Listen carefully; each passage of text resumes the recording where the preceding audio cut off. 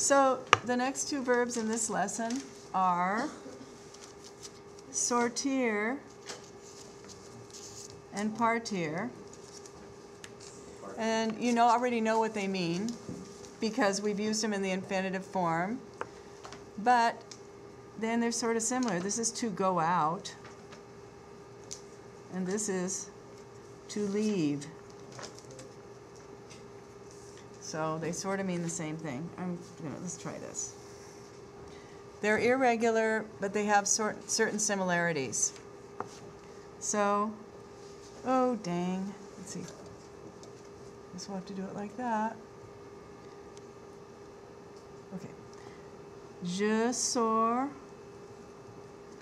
tu sors, il, elle, on sort. Is it in focus, Ayla? Yeah. Sort of. I don't have my glasses on. Let's try. Because it's easier for me to see up close without them. Nous sortons. Vous sortez. Il, elle, pluriel, sort. We'll get to the passé composé in a minute. Partir, je, tu, il, elle, on. Nous, vous, il, elle. Okay, je pars. Notice how it has an S on it too. Tu pars. On part. You can see where we get the word to part. They parted company. He parted. It means the same thing as he left. In English, this word comes from French. Nous partons. Vous partez. Il, elle, part. Is it on there?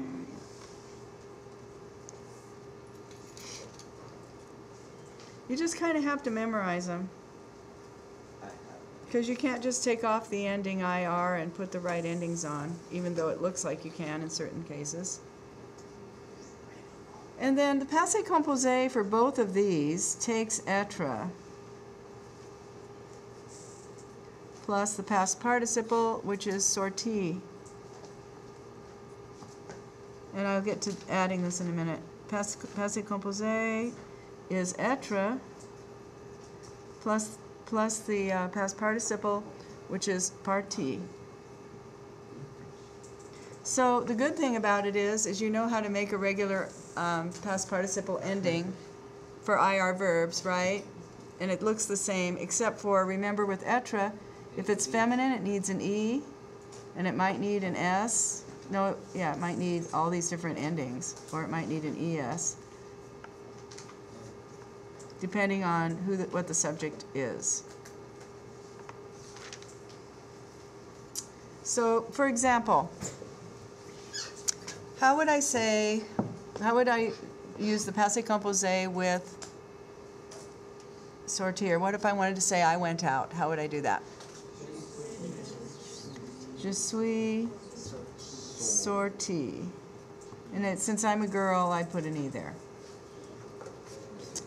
How would I say he went out?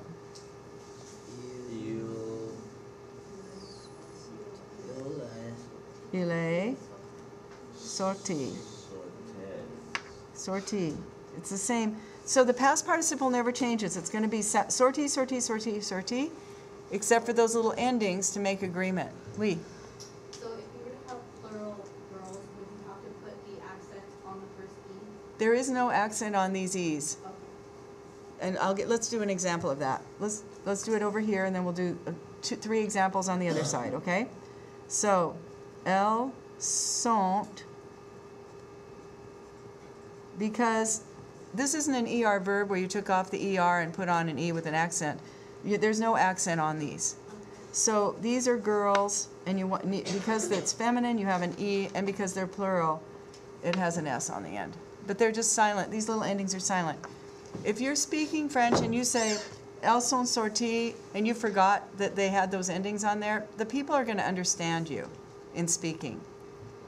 If you leave it off when you're writing, I don't know, when you meet your French friends this summer, or if you know someone French, you might ask them, would you understand that? I believe they would if they see it. They probably make similar mistakes.